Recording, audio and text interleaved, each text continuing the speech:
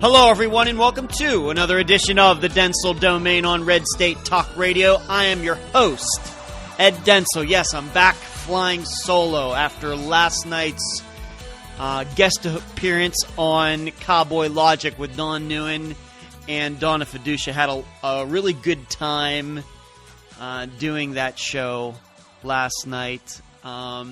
It's amazing with technology today. I never cease to be amazed that here I am in Florida talking to them in Georgia, and we all sound like we are in the same studio. It's just amazing. I just like to give a shout out to the engineers that came up with that. Just amazing that you can do that. I think that's where actually the future of radio is going. I can see somewhere down the road where studios, radio stations, studios, and all that will just disappear. And it won't be long. I could say it'll be within my lifetime. If I live to be 85. I hope to get to 85. With technology and how people can do shows, all sorts of things from home, with simple technology that comes on your everyday computer. Just a lot of these programs are even free. Just amazing. But I had a good time with them, and I hope to be back on that show again very soon. It's weird. On Monday night, I guess I should have told you I was going to be on that show, and it just totally escaped me. And I tweeted about it yesterday. Hopefully you got to hear it. If not, it will be up on edwarddentzel.com very soon, and also the other places. I'm going to treat it just like one of my own shows. Because it did get recorded. I got a file from them, so I'll put it up so you can hear what we had to say about the debate. Speaking of which, you can find my books at Amazon.com. Just do a search there for Edward Dentzel, a little science fiction for your reading pleasure. You can email me at edwarddentzel@reagan.com. You can follow me on Twitter, Dentzel Domain. Been getting a lot more followers. Very excited about that. Been working at that hard. There's definitely going to be a concentration for me for the next several months. I'm going to be getting genuine followers, not buying followers. You know I'd never do that. You can go to edwarddentzel.com where you can find all of my old Red State Talk Radio shows. You can find my highlight reel there that I did a couple months ago. A new page that's going to be up is going to be a page toward my next book called The Comebacks. I talked to my website builder yesterday about that. Very excited about that. I think that's going to be very nice. You're also going to see my old books there as well. You can also find my show at Podbean. You can find my show at SoundCloud, and you can also find my show at YouTube. So I'm doing a little work here. It's just not all fun and games around the Dentzel Domain. And then you can also find me on LinkedIn and Facebook. Let's get to the debate. Maybe some points that we didn't get to last night after the debate. Actually, I have quite a bit to say. So I just hope that I can get it all in the next 50 minutes. I thought that the CNN did a pretty fine job. I don't know. After the debate and then today, I did my share of investigating what other conservative sites and people had to say. A lot of criticism of CNN out there. I don't get that. Of course, I've had this attitude since the beginning of these debates that if you can't handle what Wolf Blitzer is going to dish out, then I don't know what to tell you. I think that these candidates down deep in places they don't want to talk about, they want to be treated with kid gloves. I think the hardcore supporters of each of these candidates on both sides want their specific idol to be treated with kid gloves. And that does everyone a favor except who the debates are supposed to be for, and that is your average American citizen who doesn't have an allegiance to any of these candidates and is tuning in because they're interested in what information one of these guys or these women, Hillary Clinton, Carly Fiorina, what they might have to say, what they might offer to the American people. And when the questions are too easy, like what they do for Hillary Clinton and others, it doesn't serve the American people well. I think that we as conservatives, we get too caught up in the questions being hard for the other side just because we want the questions to be hard, because we want to see Hillary Clinton squirm, we want to see Bernie Sanders squirm, and I guess there is the part of it. But you know what? You know what I want? I want to see all of these people squirm. And just because they get it easy on the other side doesn't mean we should have it easy. And in fact, I think of a poster that I see when I go to work out. And it says something along the lines of how sports reveals character. It just doesn't build it, but it reveals it. Something like that. And it's through this tough questioning, even if you consider them to be gotcha questions, that these men and this woman, Carly Fiorina, these people can reveal their character.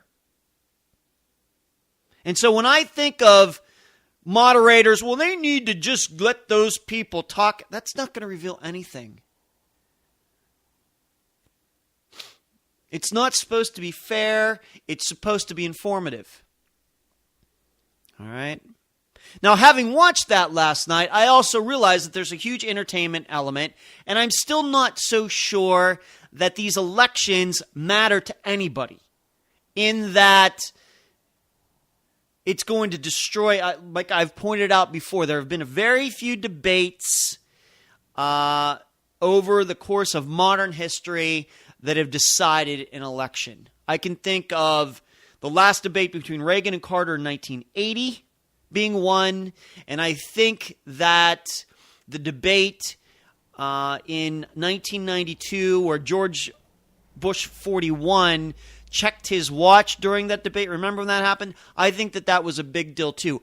The rest of them have a couple good points here and there, but I'm not sure it altered the election at all. At all. So we got to remember that. So there is an entertainment factor, and I've told you that a lot of the reason these CNN, Fox News, the rest of these channels would not be holding these debates if it wasn't good for ratings. If they thought that holding a debate in which their moderators are there and it would actually get less ratings than whatever they would usually cover, they wouldn't do them. And they'd all be on C-SPAN. You have to remember that. Okay. But they're going to spice it up, and that's what CNN did last night. And I really didn't think that they did a bad job. Now, I have a criticism like Hugh Hewitt, as we talked about last night on Cowboy Logic, that he's a leader. He's a very popular conservative host in the United States.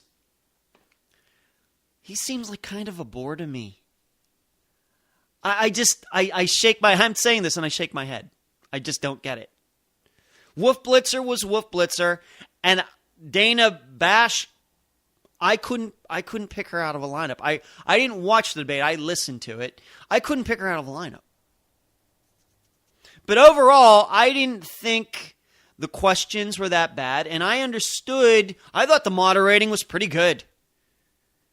Considering the channel and who the people were, seemed fine to me. Although, like I said, there's a lot of conservative criticism for them today. I just don't know what people want. I want these people to be tested because I think that they can handle it. I think they could. And I'll tell you, overall, except for maybe Ben Carson, I thought all of them did okay. Did fine. Not perfect. All of them had their squeamy, moments where it seemed like they were really trying to find the right word to say at the right time. But overall, I don't think anybody should be too disgusted with their performances, once again, for Ben Carson, but we'll get into that. I thought that Chris Christie did very well last night. Even though I know that he's not a hard conservative. I said this on the show last night, and I think that if the topics would have been domestic policy, like gun control and some other issues, then he would have had a tougher time. But when he says what he says about terrorism and protecting the United States and prosecuting terrorists and being a federal prosecutor and all of that, I believe him.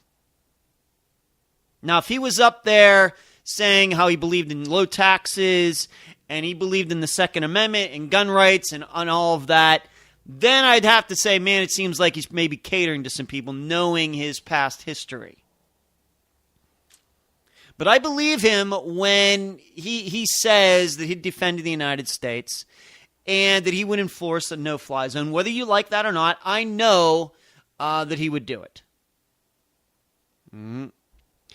And what helped him probably, and probably, in my opinion, looking the best last night, is that he tried to distance himself from the squabbling that Ted Cruz, Marco Rubio, and Rand Paul got into, even though I think individually they did fine.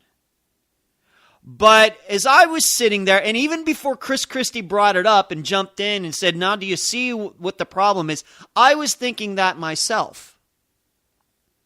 Here are three Republicans who are arguing amongst themselves, and then we wonder why nothing gets done in a Republican Senate. Now, I'm not saying that they should put all their principles and things to the side, but it went, I thought, a little bit deeper than that between those three. And from what I understand, Cruz and Rubio actually get along, but they were at each other's throats last night. And with Rand Paul mixed in there, and these are three guys who should be voting together on a multitude of issues. And here they were having three definitely distinct, different opinions about foreign policy. There's a lot to like about that. That's something that you're not going to get on the Democrat side. It's all groupthink over there. You're not going to hear Hillary Clinton, Bernie Sanders, Martin O'Malley, and whoever else is going to be on the stage on Saturday argue as much as those three guys do. And those three guys see each other every day in the Senate. But I can understand them disagreeing, but it got to a point where I think they all three forgot why they're up there. They're not up there to make points to each other. They're just there to present their point of view to the American people. And to me, in all of that, Ted Cruz, as much as I like him, but as you know, I won't be actively supporting any candidate, no matter who it is. I won't be sending any money. I won't go into any rallies. I've told you I've never even been to a Tea Party event. That's not how I roll. But Ted Cruz did not. I think what he said was the truth last night, and I believe him. But he had a bad look last night a couple times when he would not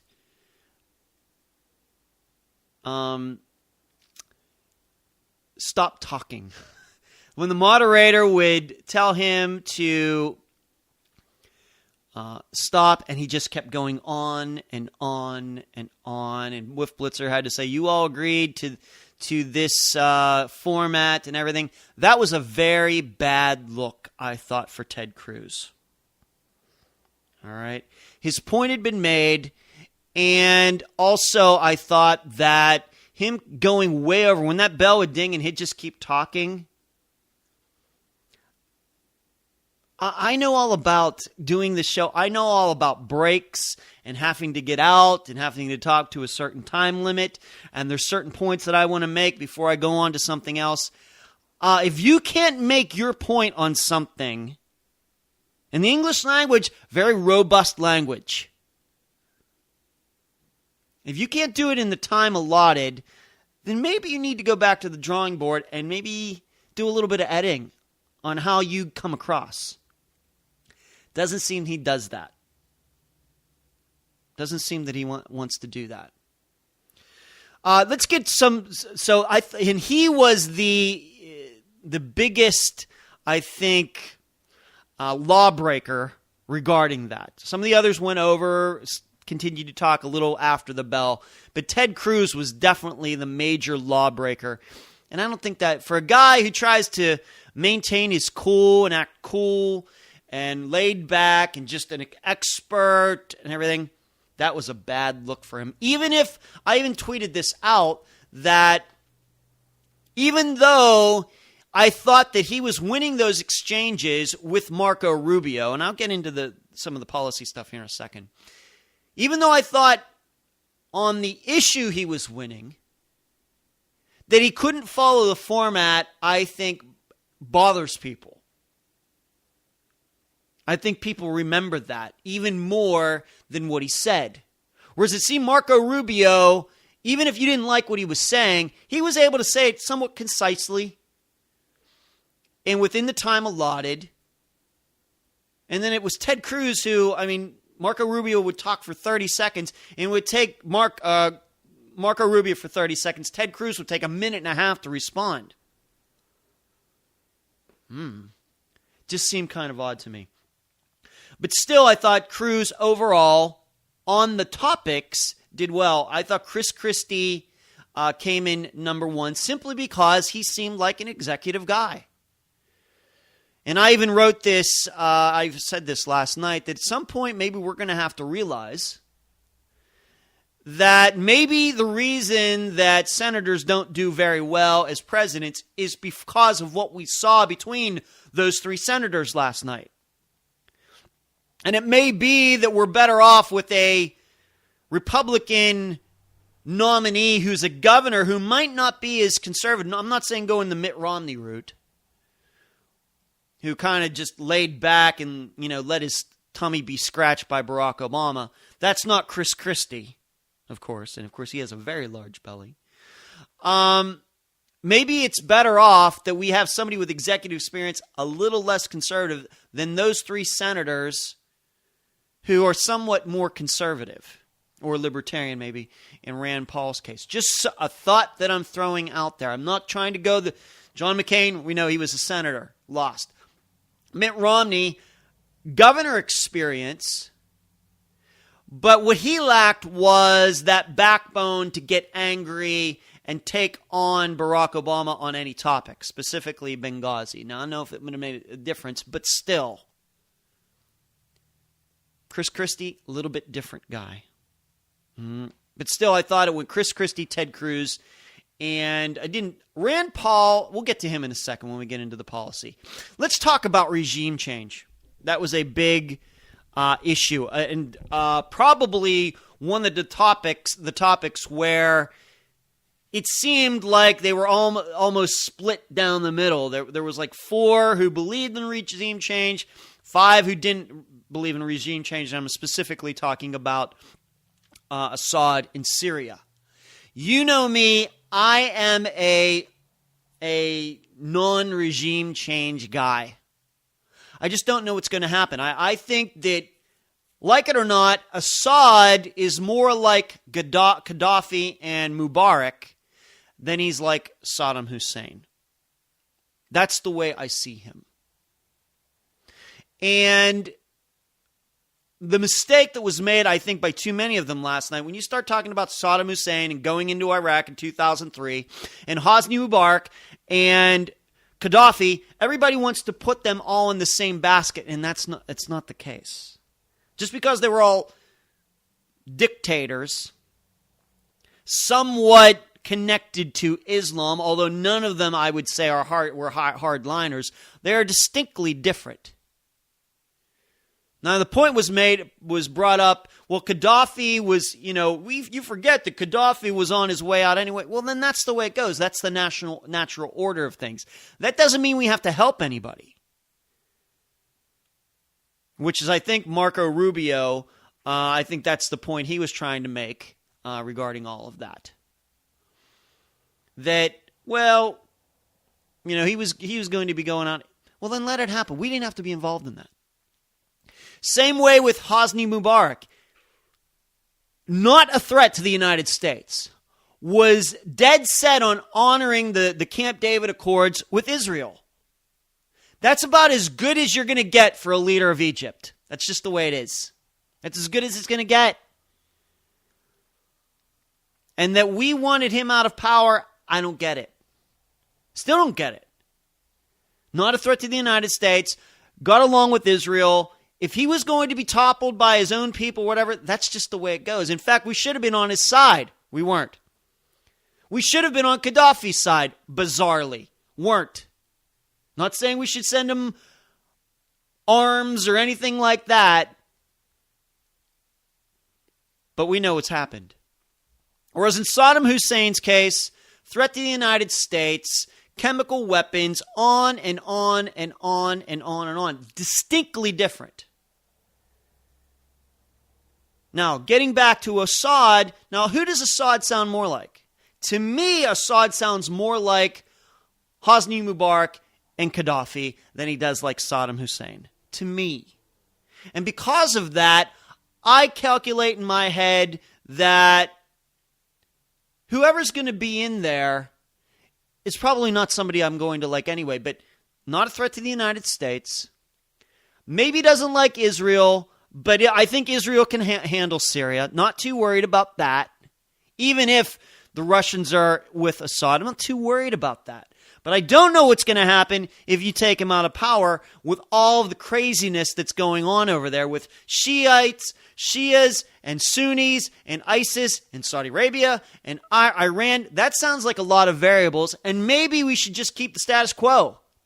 Beat the bad guys who want to kill us. That's ISIS.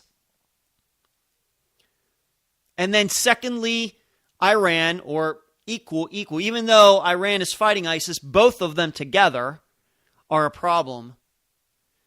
And Assad, he's not, if you look at it like in comic book world, he's not even a super villain.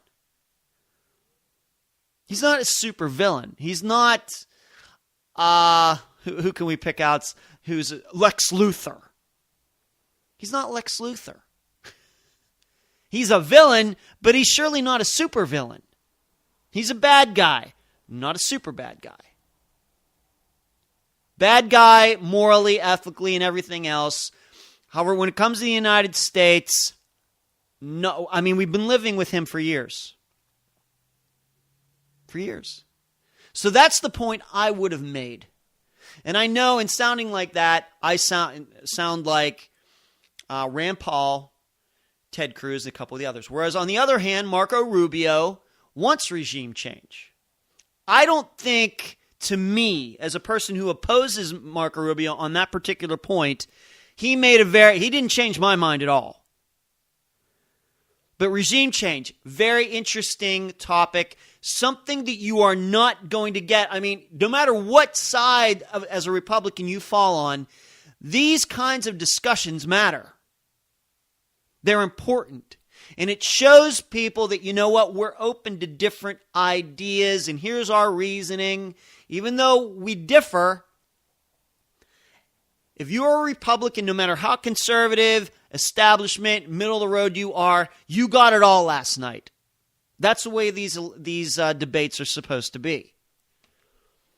Okay? You had your opinion adequately represented up on that stage. My problem with it is that when you start putting all these people together, all these dictators under one umbrella, you start running into problems. So that was interesting to me. The next point, and I guess this is going to be another crack at Marco Rubio, is that the idea of that the Sunnis should be the ones taking on, should be at the forefront of fighting ISIS or fighting against Assad to take him out of power. Is that not, I maybe not specifically, is that not what we were kind of trying to do by training fighters and we dropped $500 million and didn't have anything to show for it? See, that's what I think of when he says that. Another point that I think about when I think of this is that here's just something, a fact about the Middle East.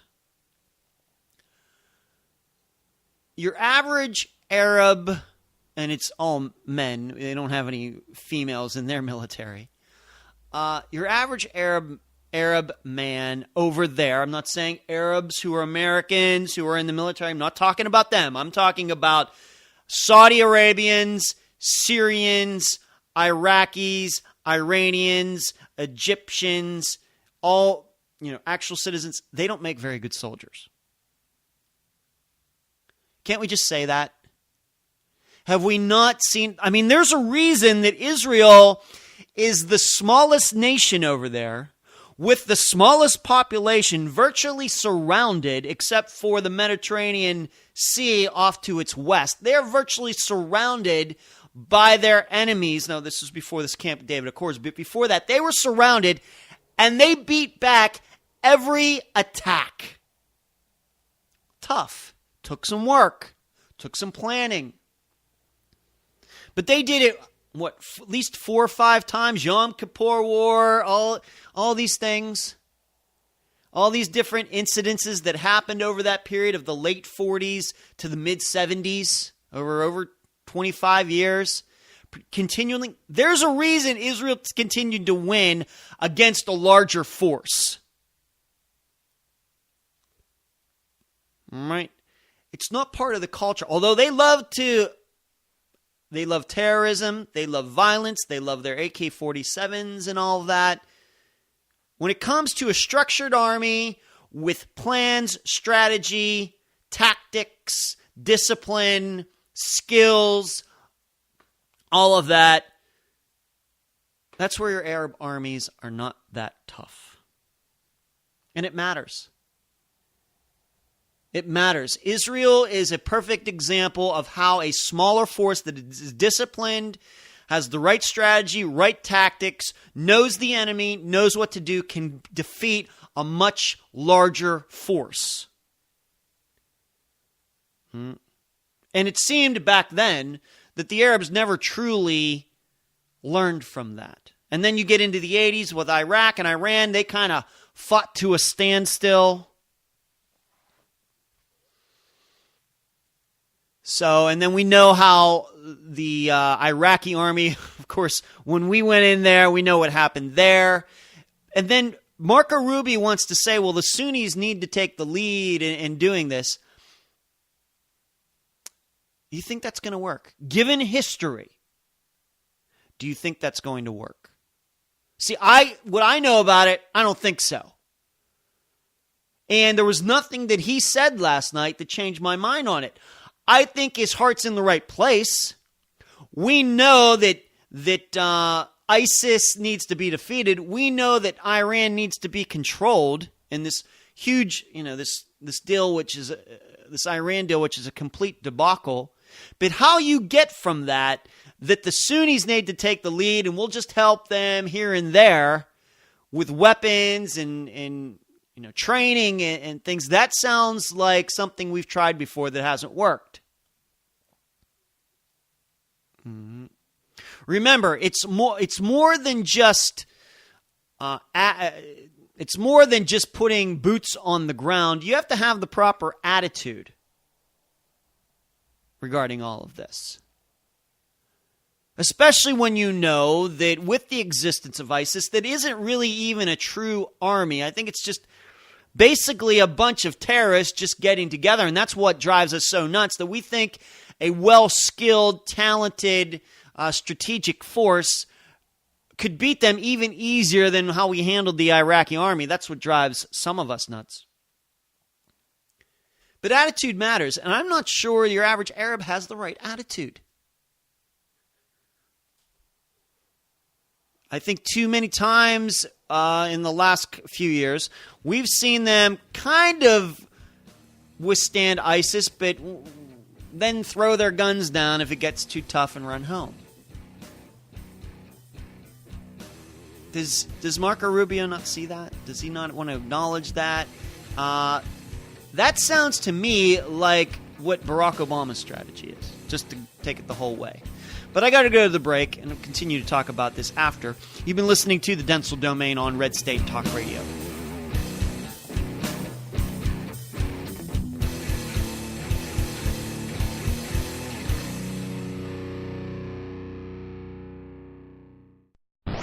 Red State Talk Radio, feeding the hunger.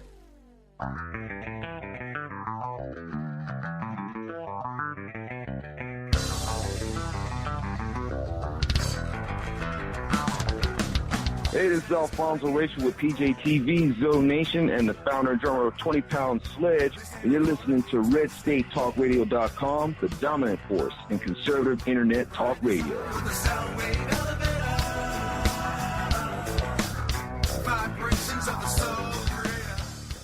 I'm a mom, and just like millions of other women, that's why I own guns. We're responsible, we're law-abiding, and we're everything that makes America strong. Every day we're willing to use a firearm to defend our families. But the media will never tell those stories. If a mom puts a gun to the face of a home-invading thug and makes him run for his life, the story gets buried. But if she's unarmed and murdered, the cameras will be at the scene before the police. It's time for moms like me to speak out. We are the majority. We demand the freedom to defend our families. And we challenge the media to tell the truth about our rights. I'm the National Rifle Association of America, and I'm freedom's safest place. What does it mean for a country when its citizens turn on the news and expect to be misled? Because the reporters who once served as freedom's fearless watchdogs feel like distant characters in a fading memory. Today, too many journalists are just actors, playing to their boss's script. Why tell the truth when you can sell a lie for more? There's a price to pay for all this dishonesty. If the free press won't protect free people, it's our job to demand they do it. Do the work you say you do. Aim your First Amendment against hypocrisy and corruption like a hammer of the people. Kick down the doors of any leader who deceives us, and never tolerate dishonesty from your own ranks. That's what the good guys demand. We're the 5 million men and women in the National Rifle Association of America, and we will not play along. Join us today.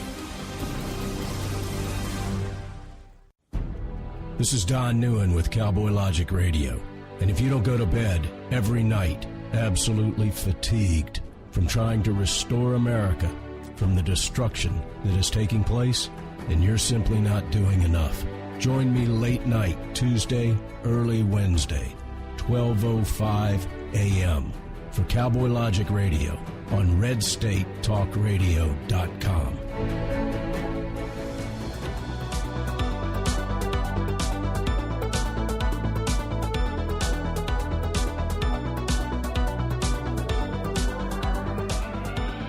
And we are back at the Dentzel Domain on Red State Talk Radio. I want to continue to talk about this idea of what we need to do about ISIS and what it had to do with the debate last night. There's something else. Now, I will note that Rand Paul just wants to completely stay out of all of it.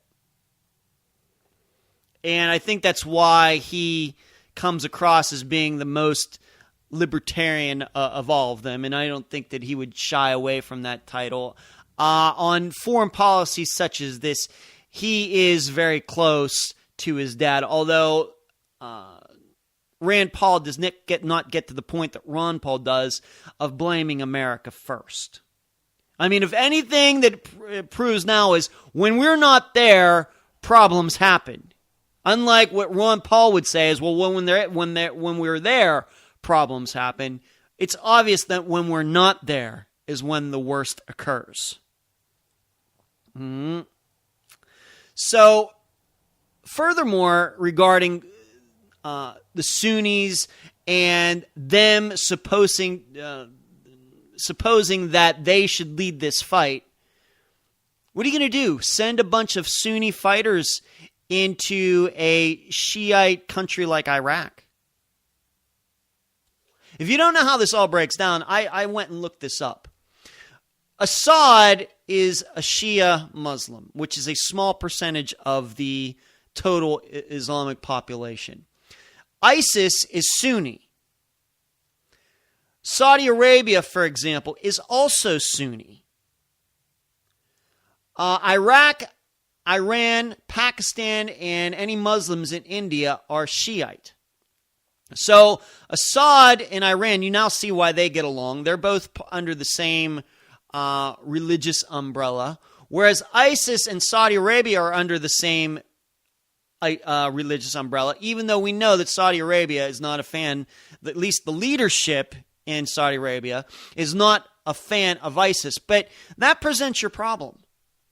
Once again, are you going to take Sunni soldiers, for example, somewhere, and you should know Sunni is the most popular kind of Islamic religion. It's 85%, and Shia is the rest. You're going to send Sunni fighters into a Shiite country? Really? You're going to send them into Iraq, where ISIS is?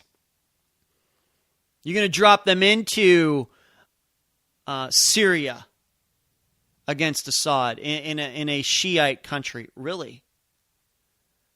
Can Marco Rubio not see that starts to sound much more like a religious war than a war about good and evil? Good guys versus terrorists. It's just not that simple. I know that we, as the American people, we would love that these people would fight their own wars. They're not going to do it. I don't know if they have plenty of weapons. That's not the issue. It's the attitude isn't there. I don't know if the courage is there. And I think that's why in the Middle East, it's for so long that it's been ruled by anybody who shows any sort of strength, even if the person is complete human evil. And I guess that gets back to why I think that why Israel has been able to keep itself safe for all these years, that these other countries, they just can't get it together. And then you want them to lead this fight against ISIS or whoever else. It just doesn't sound reasonable to me. But we know that it has to be done. And may I disagree with Ted Cruz for a bit? He seems to me to be a little hesitant about putting boots on the ground, American boots on the ground, or NATO boots on the ground. That bothers me. And how he evaded the question about whether he would put boots on the ground, and how he just wants to carpet bomb them. Which, as I said on Twitter, carpet bomb, I just think of the 70s. I think of the shaggy carpets that were so popular in the 60s into the 70s. That's just what I think of. That was him that brought up the carpet bombing, right? I think it was. And it was Trump who talked about the killing the families of ISIS. And then Rand Paul had to point out the Geneva Convention, among other things. But Ted Cruz is wrong. And it's interesting to me how all of these candidates were so hesitant to talk about putting American boots on the ground, even though I think that we know that's what needs to be done, unfortunately. Because that's not going to get sorted out. Whatever it ends up, it's going to be worse than what it is if we just let the Arabs take care of it themselves. You're going to have a situation, if we just stand back, that ISIS will continue to spread, and Saudi Arabia, for example, probably eventually will come under ISIS control as well. And then who knows what will happen if Iran continues to fight ISIS. And then if they do get a nuclear weapon, I don't even think about it. Just kind of spirals totally out of control. Let's move on to something else. I think I've covered the Sunni, Shia, what should be done over there, and how some of these candidates got it wrong. The metadata discussion. Once again, it was lots of them wanting to, somewhere in between. Ted Cruz seemed to be somewhere in between.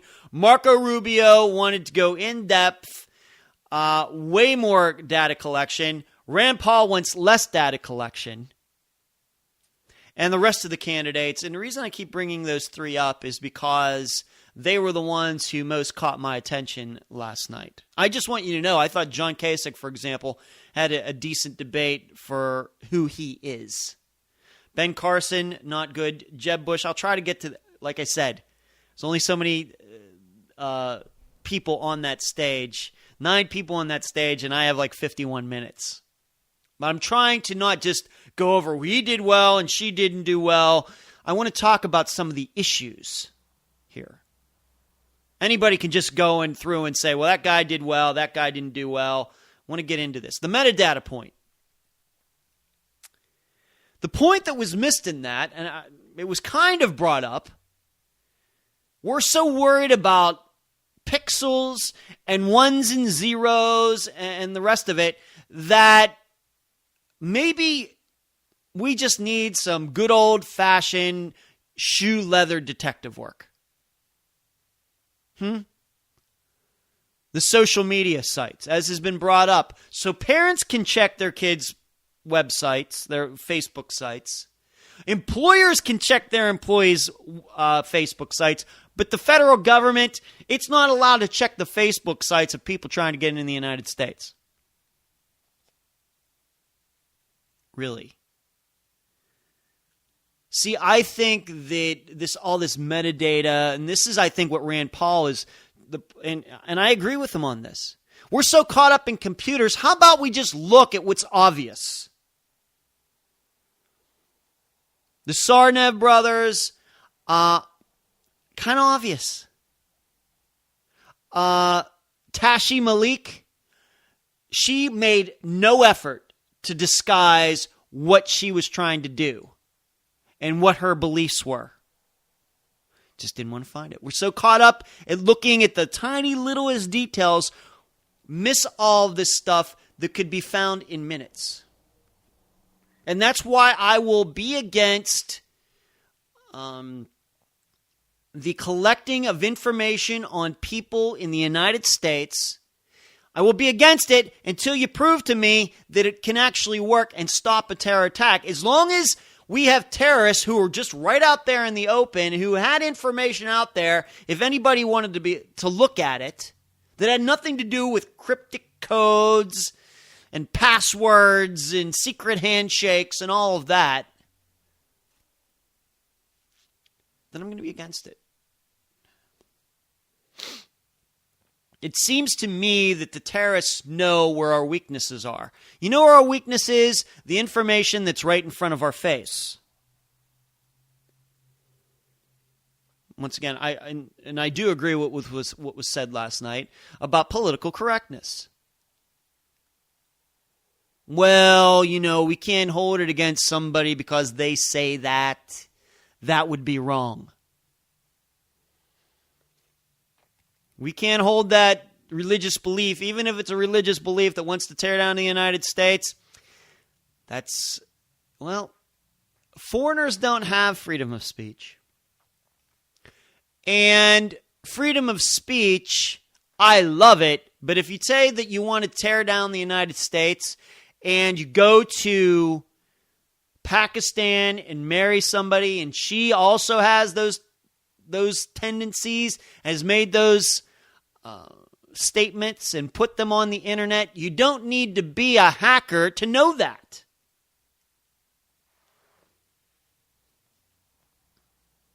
Right?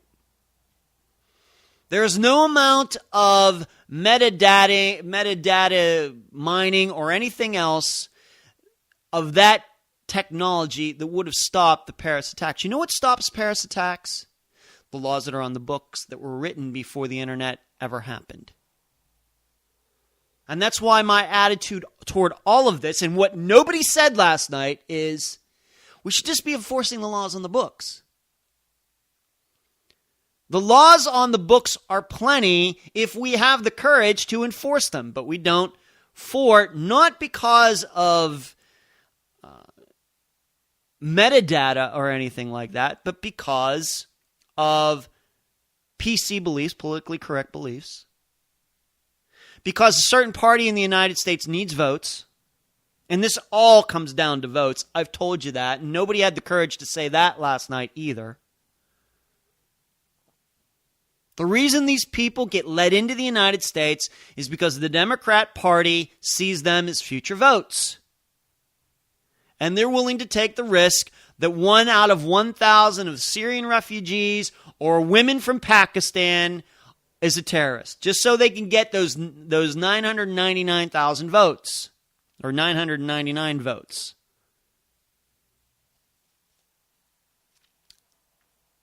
That's the way it goes. When you don't enforce when you don't enforce the laws on the books, this is what you get. You get disagreement. You get wanting to pass more laws on top of laws you're not already enforcing. And I think also that's Rand Paul's point. Even though I'm not the hugest Rand Paul fan, he's making a good point there. And it also shows what is wrong with the Senate. Just keep passing laws. Don't worry about if they're getting executed or not. So I hope I got that right. I just find that we're so caught up in technology. I don't know if it's these politicians buying into what Hollywood sells with all these Mission Impossible movies and encryption codes and stuff that can be done over the internet. A lot of it is just keeping your eyes open. A lot of it. If you have the courage to do it. But as long as they can hide behind, well, we weren't able to do this and we weren't able to do that, and it kind of, I think, distracts from the main point that, for example, the San Bernardino shooting, it wasn't any you didn't need to do metadata mining to figure out that those two were going to do what they did. And that's something we should always keep in mind. Let's move on to something else. Bush and Trump. I don't get it. There's conservatives out there who thought that Jeb Bush did pretty fine against Donald Trump, really put Trump in his place. I didn't see that at all. I thought in the end it was pretty much a stalemate. I don't agree with Jeb Bush's tactic. May I just say that Jeb Bush has a great radio voice. In listening to the debate last night, great deep voice. I wish I had his voice. I'm glad I don't have his political beliefs, but I do wish that I had his voice. Great voice. I didn't think that he got the best of Donald Trump either. And on the other hand, Donald Trump came across as the smug guy that he is. And to me, in the end, it was pretty much a stalemate. I know the Trump supporters, well, look, he put Jeb Bush in his place.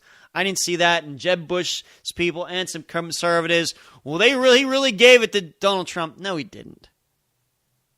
Carly Fiorina, I'm going to guess that she got to talk the least last night. And she even brought that up a couple times. I think that her shtick is running out. If the best thing that you can say, I mean, she already knows that she's not getting a lot of time to speak on stage and complains about it. And then when she gets time, she brings up a Margaret Thatcher quote about, well, if you want men to say something, you want something done, you call a woman or whatever her thing was. What's that? Because, Carly, if you don't know, when people think about females in politics these days, they don't think of you. Guess who they think of? Hillary Clinton. Is that what you mean? Does it have to come down to a gender issue, Mrs. Farina? And to me, she never sold this idea of because she was a CEO and managing people in September 11th. And I know that that's all she has to offer. But, you know, she's kind of like a comedian from the 80s who's still doing the same shtick 30 years later. Has a lot of money because the guy made so much money in the 80s, but the only people who are going to see him this day in 2015 is remember when he was funny 30 years ago, not because he's come up with a new act. That's what Carly Fiorina now, at this point, seems to me to be like. And on top of that, I still have doubts whether she's really conservative. There's enough stories about before she decided to run for president where I really don't know if she's conservative or not. Do I think she's a capable woman? Absolutely. Could she get a cabinet position, as I said on the Cowboy Logic Radio last night? I really don't think of any of these people in those terms because that's not how it goes after a Republican gets elected. They will just put each one of these other contenders in. That's not how it goes. And that's not how it's going to go. No matter who gets elected, if a Republican does get elected, that Republican is not going to put some of these other people in cabinet positions. Maybe one, maybe two. That would be it, I believe. Moving on. Ben Carson, I more than ever think that he's just trying to... I don't think he wants it. He just put me to sleep. And... I've been thinking this for about 2 weeks, at least now, 3 weeks. I think he's just said the hell with it. I think he's doing it, once again, because of all the support he has. But he didn't look like he put in any preparation for that last night. If there's a guy on stage, or if there's a person on stage who is winging it, it is Ben Carson. It's absolutely Ben Carson. And there's even a prediction out there. He may not even make it to Iowa. I don't know. He's I don't know what's going on in his head, except to say that I suspect that he looks at these people around him and he knows the kind of good guy he is, and he's thinking, the heck with this. If the people out there, Republicans, want to vote for one of these other guys or this woman, that's fine with me. And as a politician, as soon as you start thinking like that, you start going through the motions. Ben Carson is a guy who's going through the motions. Donald Trump, what can I say? Didn't offer much, didn't know what was meant by the nuclear triad, made a total idiot of himself on that. And I think that shows, I think he is winging it. I think that he's offering proposals that have no chance of happening. Shutting down the internet in those particular places, that's exactly what we want. So then they can start up their own little computer network over there, so we really, really can't get and see what they're doing. Is that what you want, Donald Trump? It's not like they're going to be without the internet and computers. It's not like they're going to, just throw their hands up in the air and say, the heck with it, we're going back to smoke signals. He has these very, these proposals that are so outrageous that there's no way that they can happen. And when you start thinking about them, they're just not possible. Like screening people for religion. Once again, somebody should have pointed out, nobody did last night, how do you screen for people's religion? I could be a Rastafarian witch who's a Hindu on the weekends, and you'd never be able to prove it one way or the other. Nobody brought that up last night. And that was the first question out of Wolf Blitzer's mouth last night. But none of the others ever brought that up in response to Donald Trump. So he gets away with it. He's just not to me, he's not a compelling person. I don't think he's a good person. The unfortunate thing, he looks better when Jeb Bush is opposing him because so many people dislike Jeb Bush. And if you can believe it, It's already the end of the show. Wow, this has to be the fastest show ever. But I got to go. You've been listening to the Dentzel Domain on Red State Talk Radio. Maybe we'll talk about the debate a little bit more tomorrow night. Good night.